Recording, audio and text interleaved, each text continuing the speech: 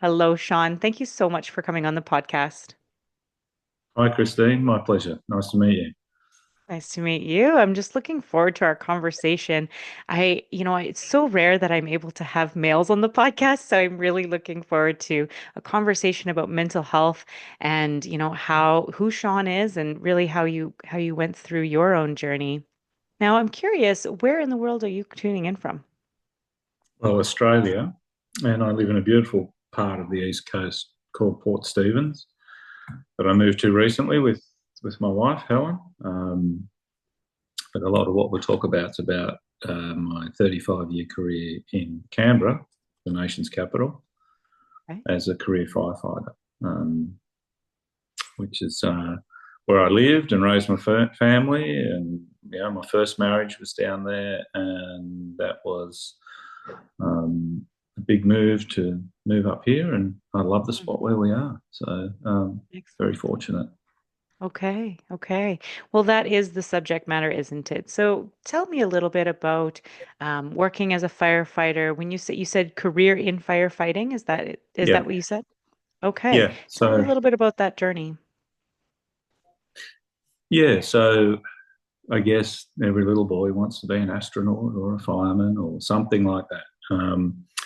And I was inspired by a neighbour who was a fireman, and I was into sport and fitness, and I liked adventures and activity like that. So when I was around 14 years old, I started to think about what I'd like to do. And I thought, wow, that'd be really exciting, really good fun.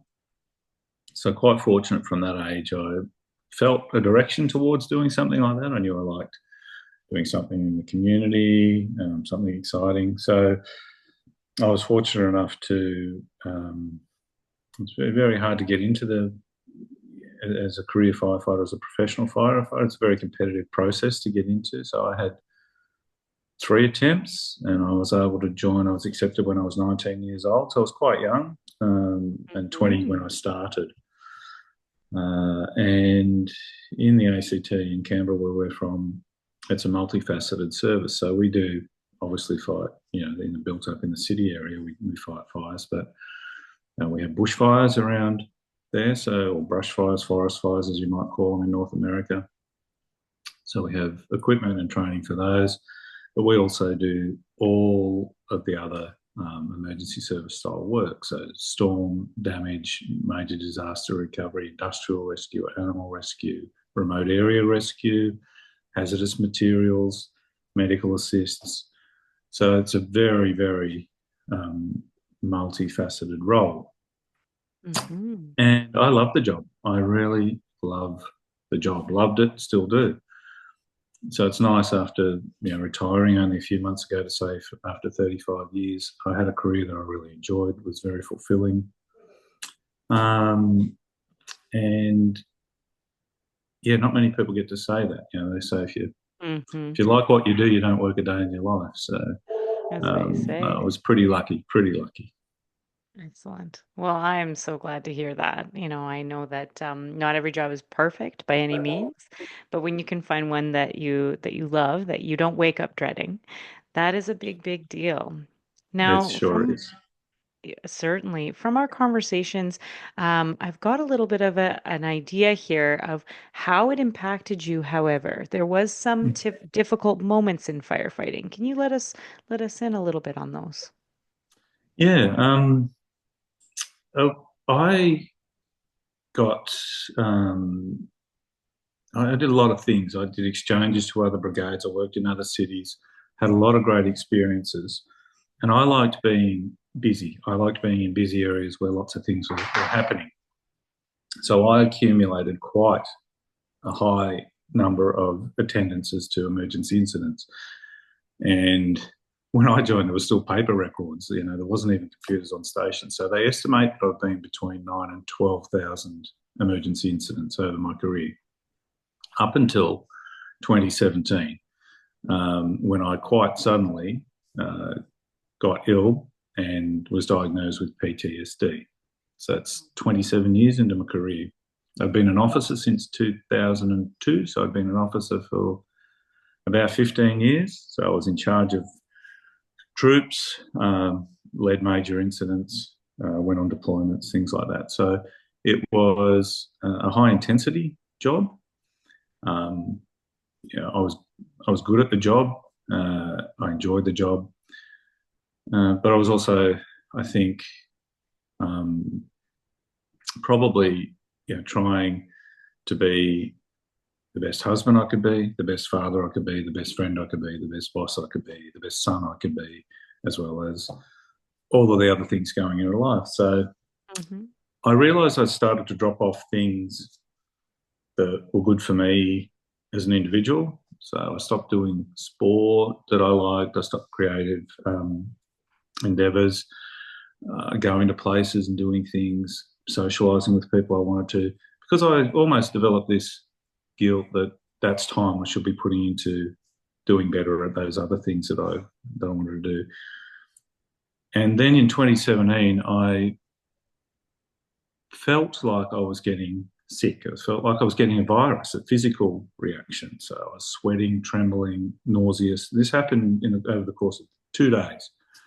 Wow. I thought, oh, yeah, something. So in hindsight, in the lead up to this, I'd gained a bit of weight. I'd been lethargic. I was tired. But, what do we all do? Oh, it's just the stress of modern life. I've got a child at university, one in his senior years, and my wife's got a busy job.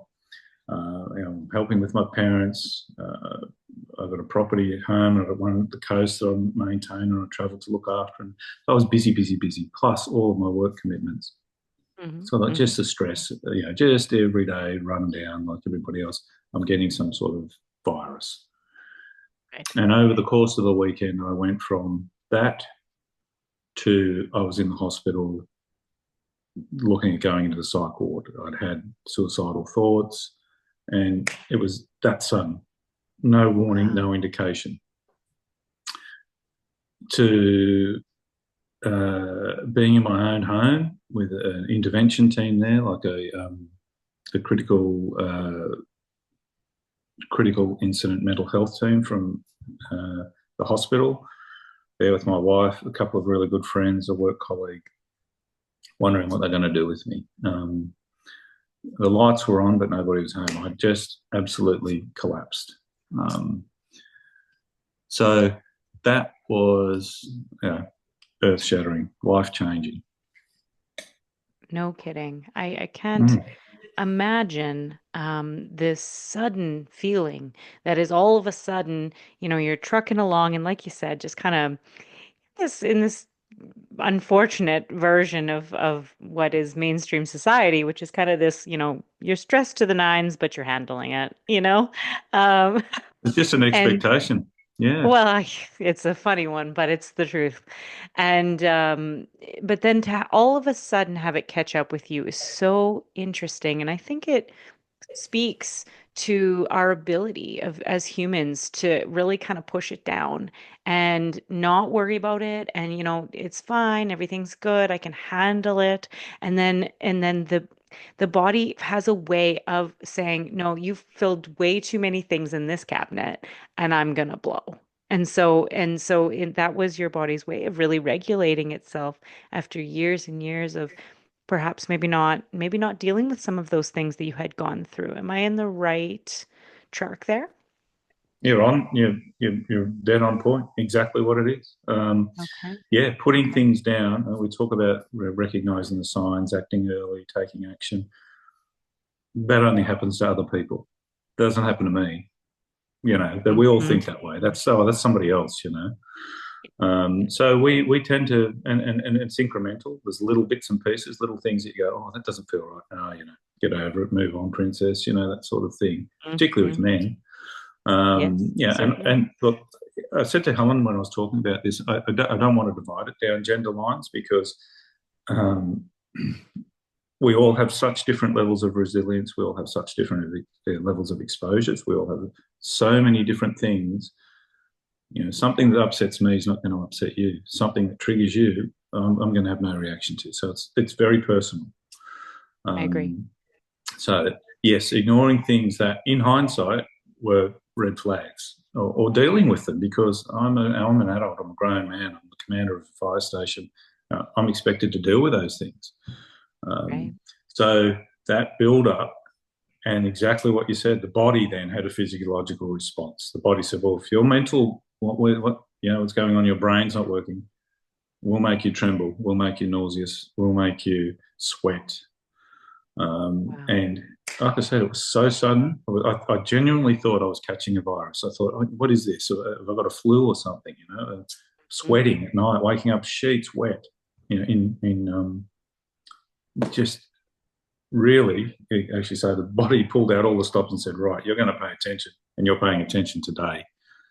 Right. Um, so that's how it came down on me. Okay. Okay. That must have been what I would use as a word is scary. Very scary. Oh, yeah, scary. And I was dumbfounded. I was going, once I realized what was happening, I'd been a critical incident stress contact officer. I'd done courses. I knew the signs. And I go, oh, hell, I know what's happening to me. Oh, dear. But it was such a slip over a day or two. Um, my ex-wife described it as it was your eyes, but it wasn't you behind them. Mm. It was like you'd Okay. checked out. It was your body physically, but there was no connecting with you. Wherever you were, it wasn't behind those eyes. And In crisis. yeah, and look, my best friend, he's a very high-ranking police officer, and his wife is a clinical psychologist, and they live a few doors up from us. Mhm. He took me down to the hospital. He sat with me, and he's given the same description. He said, I've never seen a chink in your armor, and he said, and then I'm seeing this guy that I don't recognise. So I know it's you, but it's not you. So to hear those comments later down the track, when I review what happened to me, it's really confronting. But yeah, I had no control over it, but I knew what was happening to me, if that makes sense. I knew I was in trouble. Mhm. Yeah. Right. Okay. Okay. Well, thank you for giving us a glimpse into what would have been a really scary few days. What was the follow up and fallout from that? Well, straight up, like everybody knew I was in serious trouble. So medication immediately, and then trying to get some treatment in place. I had a fantastic GP. Mhm. My wife's my friend's wife, being a clinical psychologist, pointed me in the direction of excellent help. Excellent. And so functioning was the first thing, eating properly. I was walking around in circles. I was pacing around and around in circles, like you'd see in a movie, like someone in a mental facility in my own home. I could only imagine what that was like for my wife and my children seeing me that way. But Certainly. I literally just kept wanting to go back to bed and pull the covers over my head and close my eyes and go to sleep so the pain had stopped. It was physical throbbing in my head. So strong medication initially to bring that down. And I'm talking weeks into months. So they take those medications, they don't work like that. Some can make you sleep, Yep. um, Hmm. but the longer term medications take weeks to start to have an effect. So just strategies for, again, keeping myself eating well, sleeping, trying to sleep properly, trying to do some exercise, and then trying to work out what's happening with your career and your family. But I guess if that answers that part of the question, Hmm. the thing that I've got to add about my situation was, how fortunate I was in a lot of ways, because people get PTSD from all sorts of things. There's so many variants of it.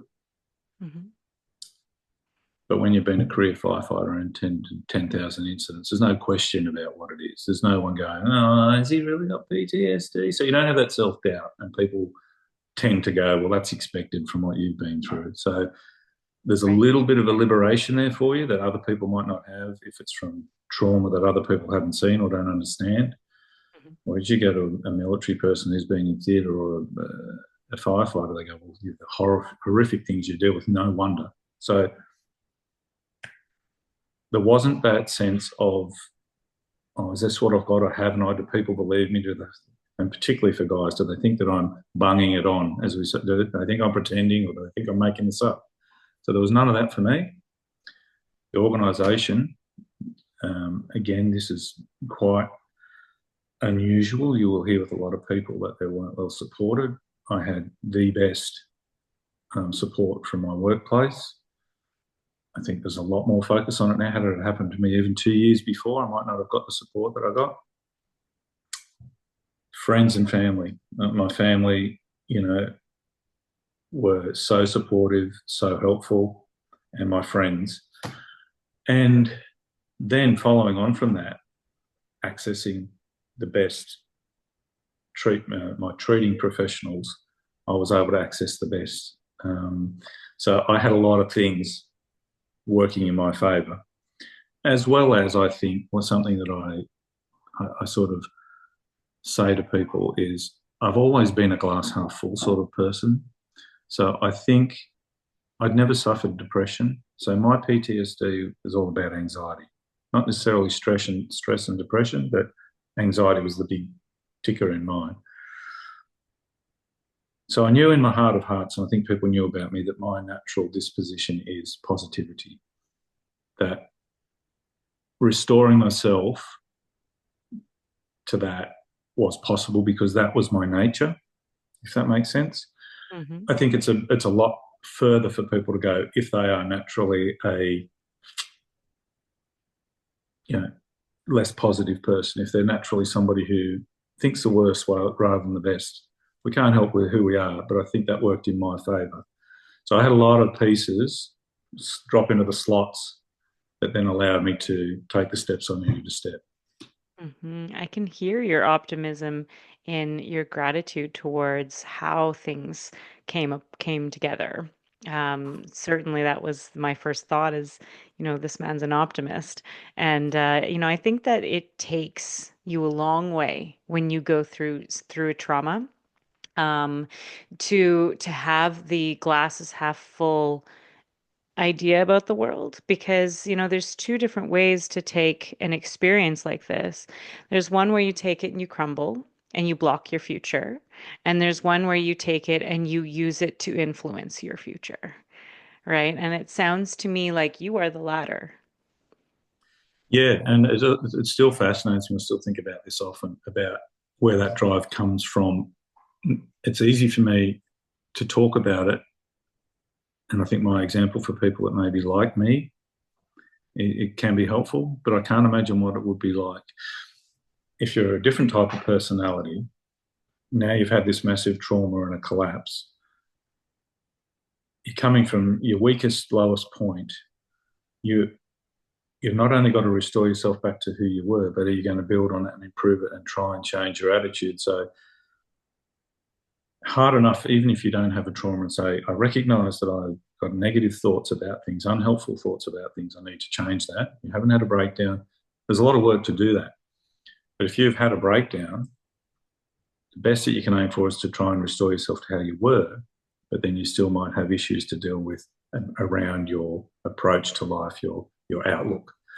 So my position that I tried to restore to was I used to say I want to be better than pre-injury condition, because in the lead up I wasn't myself. So it's easy to say on that day, March the 23rd, I think it was, 2017, I hit rock bottom. But obviously I wasn't the person I was maybe 6 to 12 months leading up to that. There was a gradual decline. So I wanted to be who I was when I was happier 12 months earlier, when I was functioning better 12 months earlier. So I had a point in time. I said, well, I know I can achieve that because I've been there. I've been to that point. I've got to get back there. If you've never been to that point, if you've never had that attitude, um, bigger brains than mine, I've got to work out how to get to that. So Right. that's not my wheelhouse. My wheelhouse is, getting yourself back to who you were, and then if working on those things, and when you're in a healthier spot. Mm. Something I refer to often is you can have your experience make you better or bitter. And Yep. certainly that's what I'm seeing here.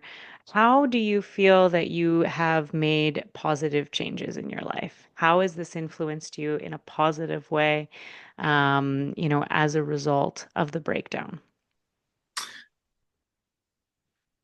I I'm a simple person, so I try and distill things down to simple concepts.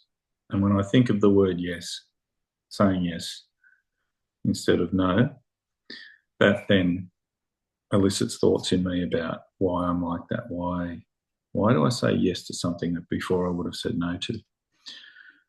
It's because I recognised that things needed to change.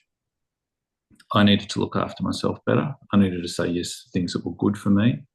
And I needed to say no or to change things that led to my breakdown.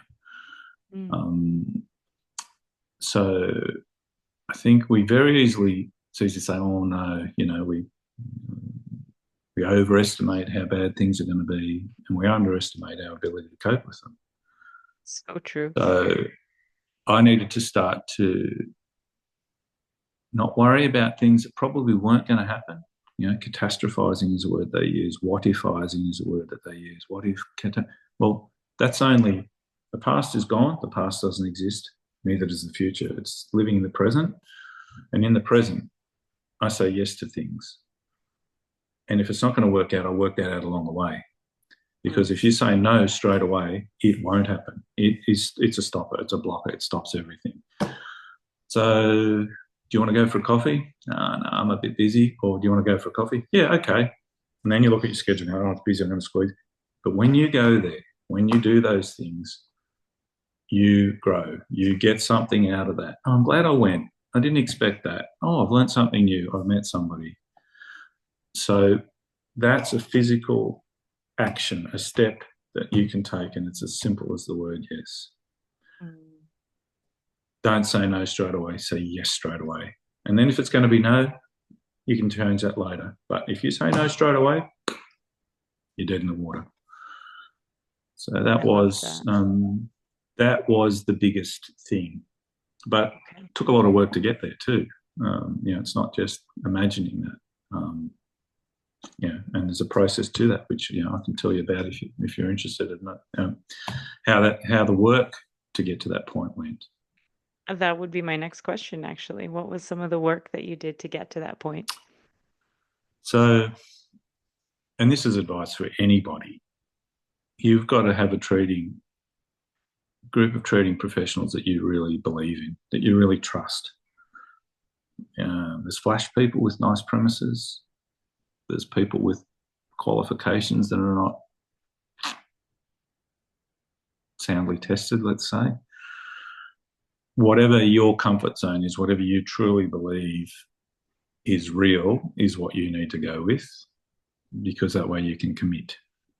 I'm the sort of person, if I don't believe the author, if I don't trust the science, or if I don't think I'm connecting with the person, or they don't have an idea of what my life's like, I've always got that doubt in the back of my mind, am I doing the right thing?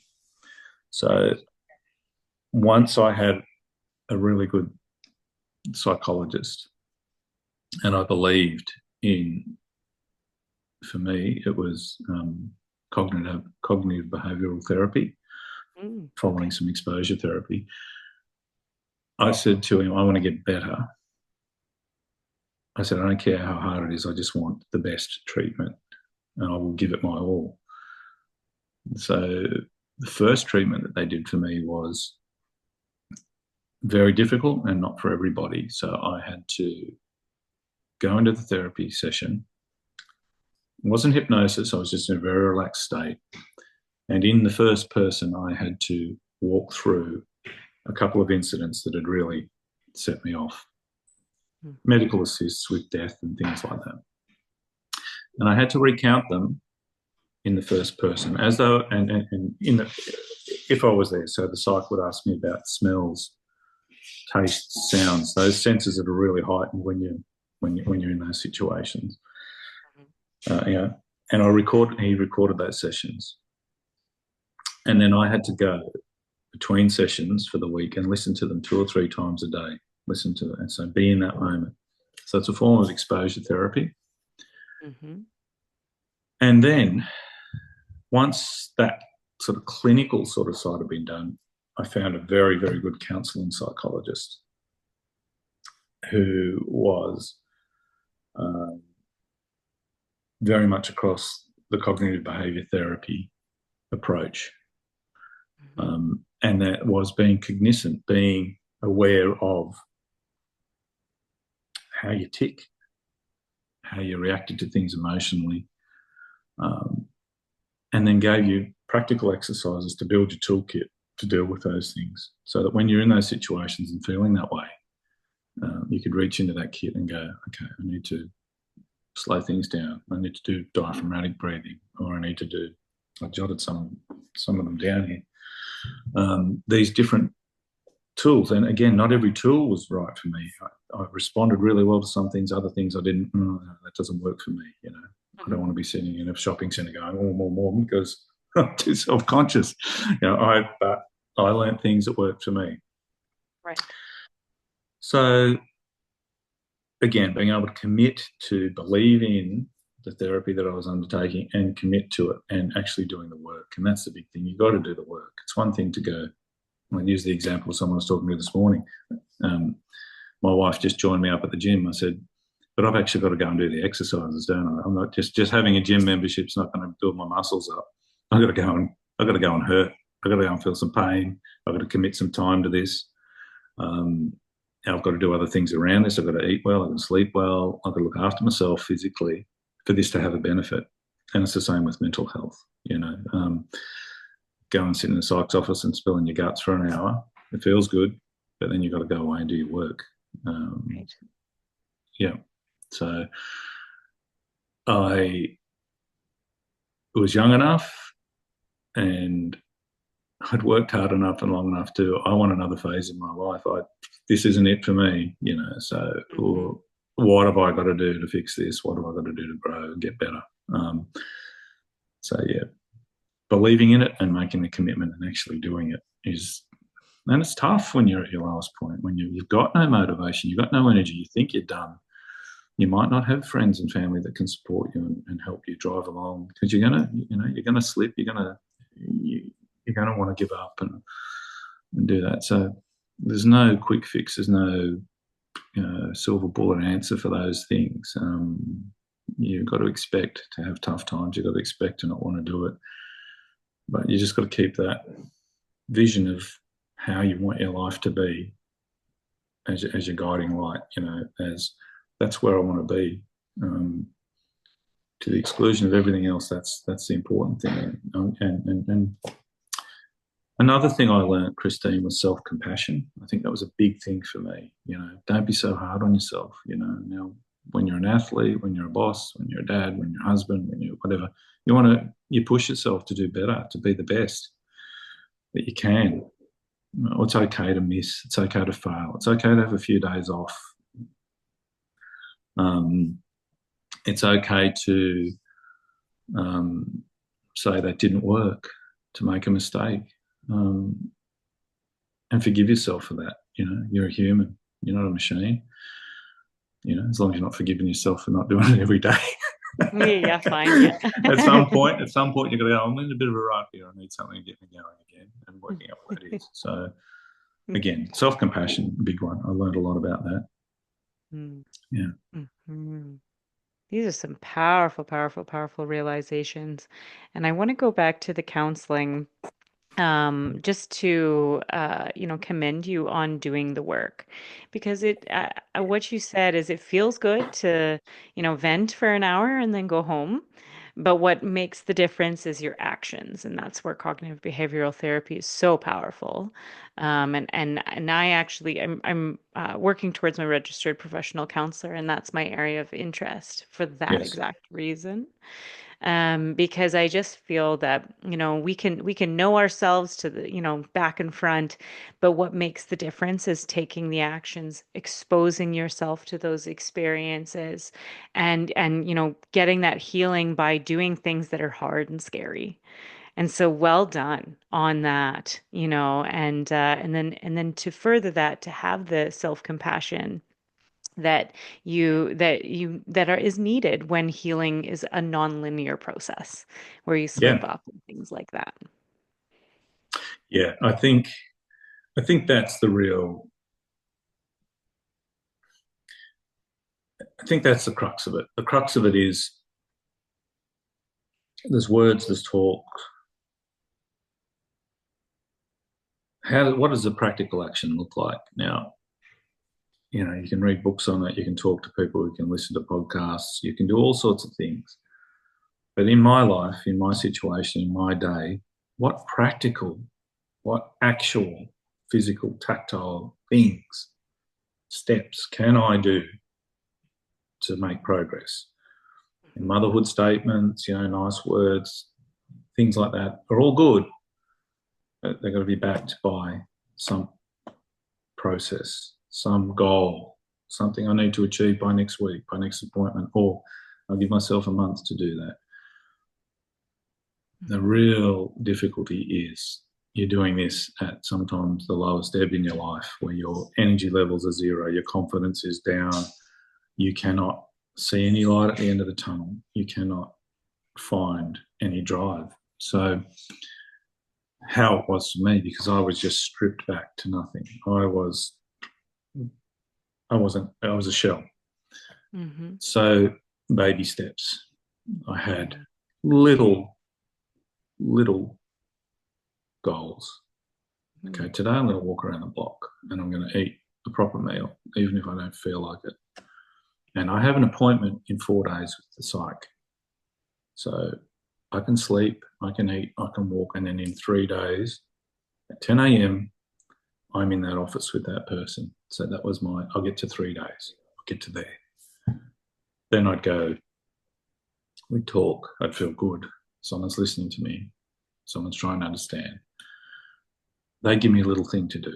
I want you to do a thought diary, or if I'm having nightmares, keep a record, name them, things like this. Okay, there's a little task. So I concentrate on that for a week. Yeah. Another thing, I was getting paid, so because it was work related. Now a lot of people don't have that. They've got the pressure. I've got to get back to work. Right. So I had a lot of things fall in, but I'm not making excuses for other people too. If you're not well, everything's not going to work. So you've got to prioritize this. You've got to say to yourself, for my family, for my relationships, for my work, for my career, for my future, I've got to be functioning. I've got to be operating. And that's where it can be really empowering to tell people what's happening. Now, you turn on media now, everyone's got issues. Everyone's talking about this stuff. So there's a lot of white noise. And sometimes you look at things and go, really? Have you got severe anxiety because of, your shoes are clashing with your handbag? So the language that's used in a lot of popular culture and that really dilutes serious mental health discussion. I'm talking about people with serious, proper, real mental health issues that need to get their life back on track, Mm-hmm. So finding what is actually going on, being honest with yourself. Am I feeling this way because outside pressures are telling me I feel this way, or am I feeling this way because of trauma and how I respond to that trauma? So there's a lot of honesty. You've got to be prepared to say, I got PTSD. That was so liberating and disarming for me. A lot of people talk around it. Oh, he's off. He's having a bit of spell. He hit the wall. But what does that mean? He's got PTSD. That's what it means. Right. I like the pregnancy example. Back in the day when you couldn't talk about women being, you couldn't use the word pregnant and they'd had sex to get pregnant. They use cute little terms like she's in the family way, or she's with child, Yeah. Or we can't say menstruation. It's got to be the period, or why can we be direct? That's the first thing. I have Yeah. PTSD, right? That just drops the barriers because people want to probe. What's he saying? Has he got PTSD, or is he just saying he's having a break from work? Oh, I think he's up. Well, it just gets rid of that. It just clears it off the table. You're up Mm. front, bang, that's what I've got. If guys have a physical injury, football, oh, I tore a hamstring, I'm off for 6 weeks. Yeah, I've got to go and get um, hyperbaric chamber and chiro and physio. People happily talk about that because Yeah. there's no stigma around it. You can conceptualize that. But with mental health, it's, oh my God, we can't talk about that. So Mm-hmm. that blocks honest conversations about what's going on. What's the cause of the problem? What type of character am I? What am I doing to contribute this? How can I change that? Okay, what's the best way for me to change that? Who can help me change that? Am I going to commit to it? Am I serious about this? So the conversation's got to start from an honest point of view. And that starts with yourself, being honest about what's going on. Am I imagining this? Am I building this up? Am I really feeling this? And am I really serious about fixing it? So, yeah, Mm-hmm. honesty is huge in the process. Right. That's the key question. Am I really serious about fixing it? You've given us some really great, practical, tangible, and usable tools for mental health and how, moving forward we can begin to heal ourselves, whether it be from a breakdown or preventatively. I'm curious, have you thought about like motivational speaking or something like that? Because I see so much clarity in what you're saying. I could see you moving on to, now you've learned a lot about yourself, now moving on to like paying it forward even more so. I've been offered to do that, and I have spoken in certain forums. Going to what motivates people and helping yourself. I think for me, I prefer people to put myself out there and people to come and ask me because I know if someone's coming to me, they're seeking it. I think if someone stands up on a stage and presents to a group, you're going to have 80% of people going, can't relate to this. This guy's been a fireman. He's been to 10,000 incidents. I've got PTSD because, I've had an argument with my neighbour and they've threatened me or something. It's totally so I think people got to, I put it out there, people got to see what my experience is, what my attitude towards it is. And if there's a connection there between what I'm talking about and how they might feel, Hmm. then I think that's a valuable use of my time. I think there's a lot of people that stand up on stages and talk in general terms. But as I said at the start of the conversation, it's very, very personal. It's very, very unique Yes. how you feel. So I'd rather be more targeted, I think, at people that say, me talking about being positive and glass half full and that's not going to work for a lot of people. And I'm not that type of character. So Hmm. his journey is not going to be relevant to me. So people who feel as though there's something similar in what I'm saying and how I've gone about it, to think that maybe that's for them, they're the people I'm happy to talk to. And one-on-one's good too because it breaks down those barriers. They Hmm. can they can very ask very specific and very personal questions, and often they'll relay those stories to you one-on-one rather than in a group. So Right. um, I did a course. So I was the first emergency services worker in Australia to, and this gets down to specifics again, but most major organisations will have a corporate type counselling service. It's the way of the world. Most of them are geared towards the corporate sector because large organisations, big numbers of staff, but, and this is without diminishing any of those stresses and things that people experience, you can categorise them into quite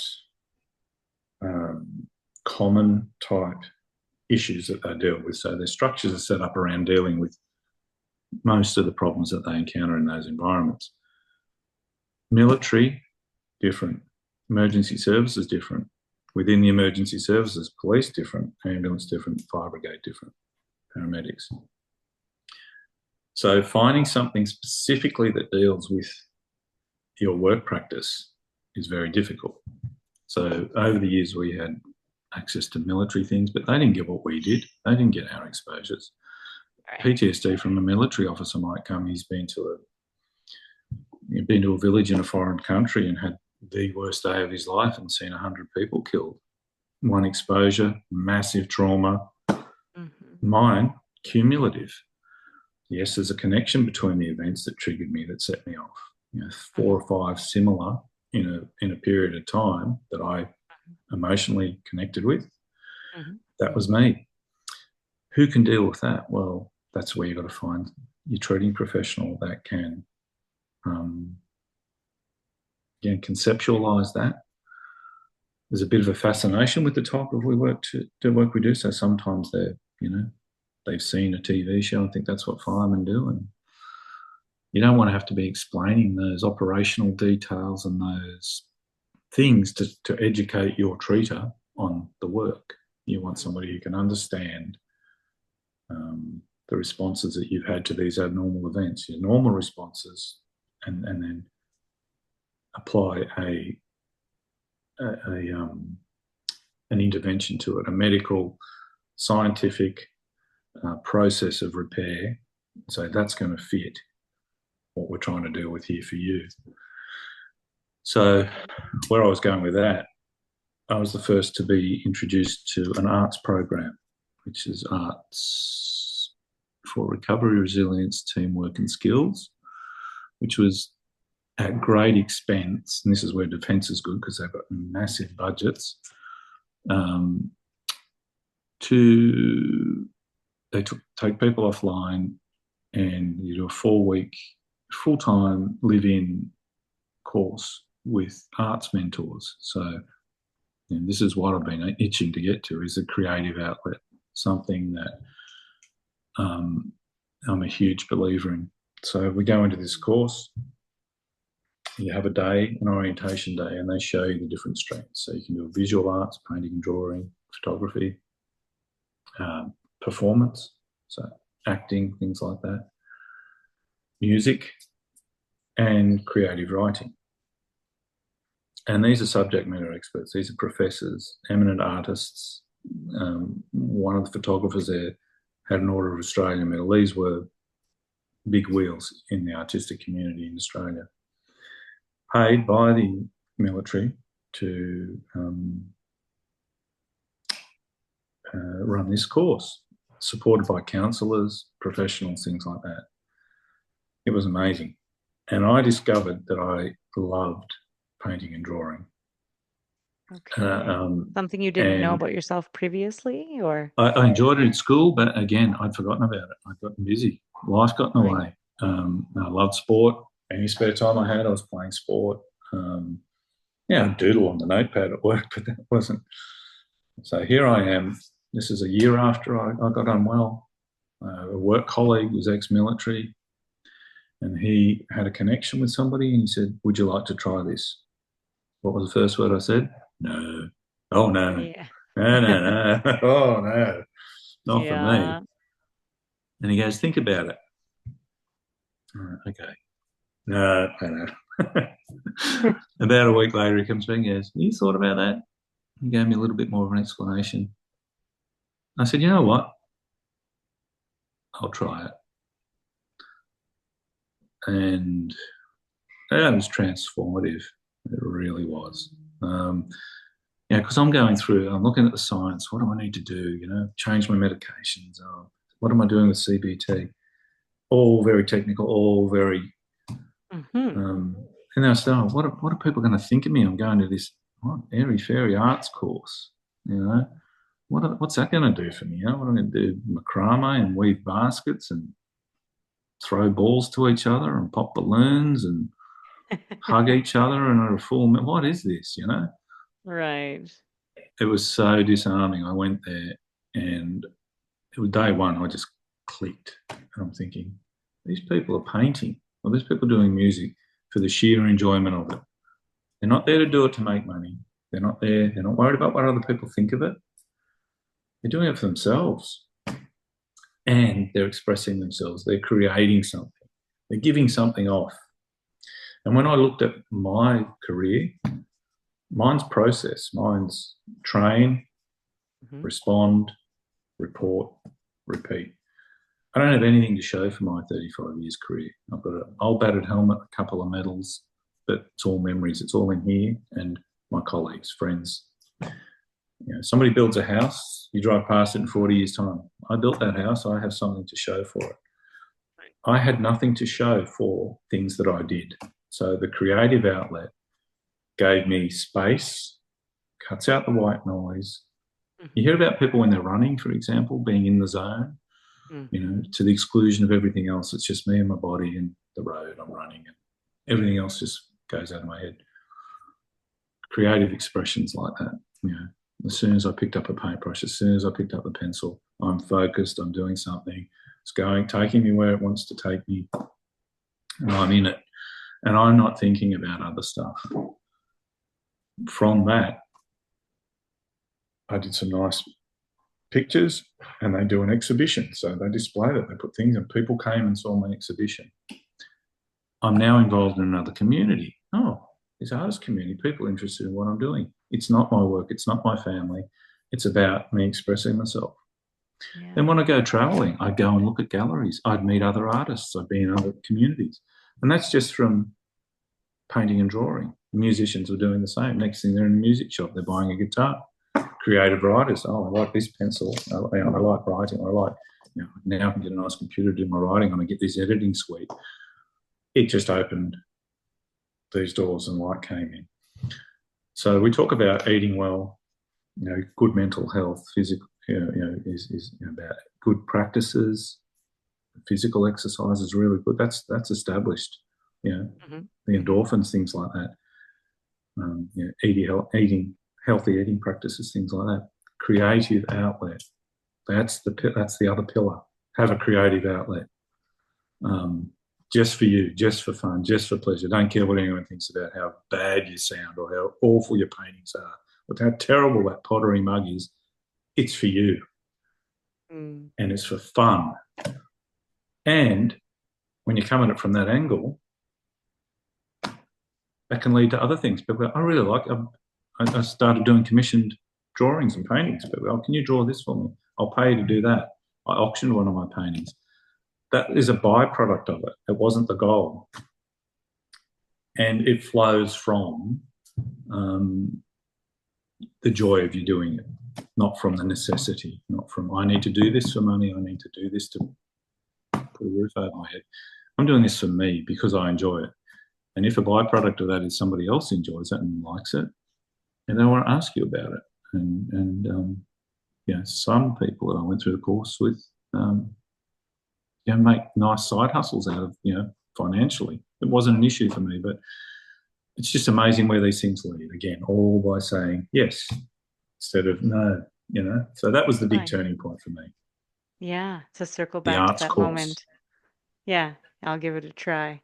Okay. I think that that's a really excellent kind of final tip, bonus tip. And it sounds to me like I'm hearing that creative outlet, number one, is absolutely huge. One thing for just you. And I'm also hearing community, and I'm also hearing something that is meditative. Those are Massive. the things. Yeah, those are the things I'm Community's hearing huge. from what you get from what you've Community's huge. established. Yeah. Yeah. We are Yes. social beings. We need each other. No man is an island, and Hmm. as much as we sometimes like our own company and feel like people are the worst things ever, we do need each other at a very basic primal level. How we find that for ourselves, how it's comfortable, but it is essential. That's socializing, saying yes to a coffee, a chat. It might feel like it has no purpose or direction, but it's fulfilling. You make that connection. That's a thing to push yourself to do, really. And the other thing you have to do is pick up the phone, because if people wait for it to come to you, if you have that Hmm. thought, oh, I haven't spoken to someone for a while, pick the phone up and do it. Yes, it mightn't work time wise, it mightn't be convenient, but that's a practical step you can take. You pick up the phone, you phone somebody, you organise a coffee date, you organise a catch up, you have a phone conversation with someone you haven't spoken to for a while, and keep pushing yourself to do it. Because there's something in talking to each other, being with each other, that fulfills us. I don't know what the scientific basis is, other Yeah, than we need it. So we do. again, that's something you can just do, but for Amazing. free. Amazing. Well, I'm gonna go back through this and write these points down because they are fantastic. And I'm Oh, sure thank you. that, somebody listening, thank you.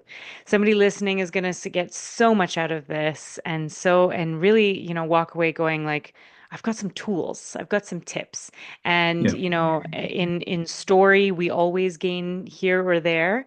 But in this conversation, we've also been able to get some practical tools. So thank you so much for sharing those with us while telling story. My pleasure, Christine. Yeah, excellent. Is there any final thoughts that you wanted to leave with the listener, or maybe some advice that you might give to somebody that is maybe not quite dealing with the things that they should be dealing with, and kind of getting into a bit of a habit of just kind of pressing it down? I think as we started, and I've mentioned a few times through here, just try and do something really simple. Try to make yourself and find yourself saying yes more than you say no, Okay. and working from there, just at the most basic level.